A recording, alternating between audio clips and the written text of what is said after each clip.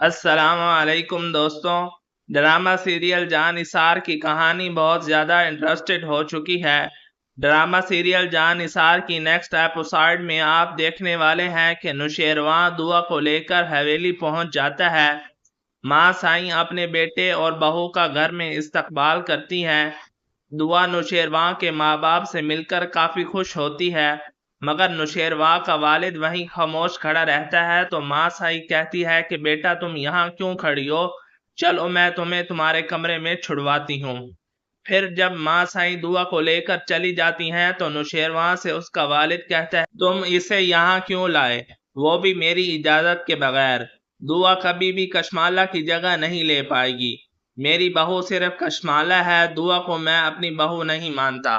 تو نوشیروان کہتا ہے کہ آپ کے ماننے یا ماننے سے کیا ہوتا ہے، دعا میری بیوی ہے اور آپ کی بہو، اور آپ اس حقیقت سے منہ نہیں موڑ سکتے۔ دعا کو یہاں میں ماں سائیں کے کہنے پر لایا ہوں، اگر مجھے معلوم ہوتا کہ مجھے یہاں اتنی باتیں سننے کو ملیں گی تو کبھی بھی میں دعا کو یہاں نہ لاتا۔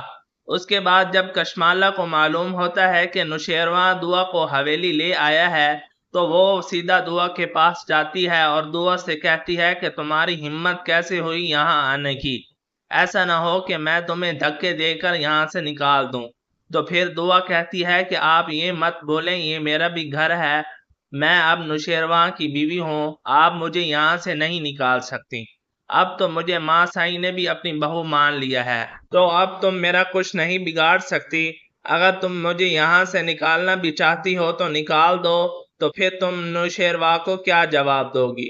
کیا نوشیروان تمہیں چھوڑ دے گا؟ اس کے بعد فرح نوشیروان کو کال کرتی ہے اور کہتی ہے کہ نوشیروان تم اس دن ایسے کیوں چلے گئے تھے، آخر کیا ہوا تھا؟ تو نوشیروان کہتا ہے کہ خبر ہی ایسی ہی تھی، مجھے وہاں سے جانا پڑا۔ فرح تمہیں معلوم ہے میں باپ بننے والا ہوں، دعا پریگننٹ ہے۔ یہ بات سننے کے بعد تو فرح کو اچھا خاصا دھچکا لگتا ہے۔ اس کے بعد نوشیروان فرح کا نمبر بلاک کر دیتا ہے۔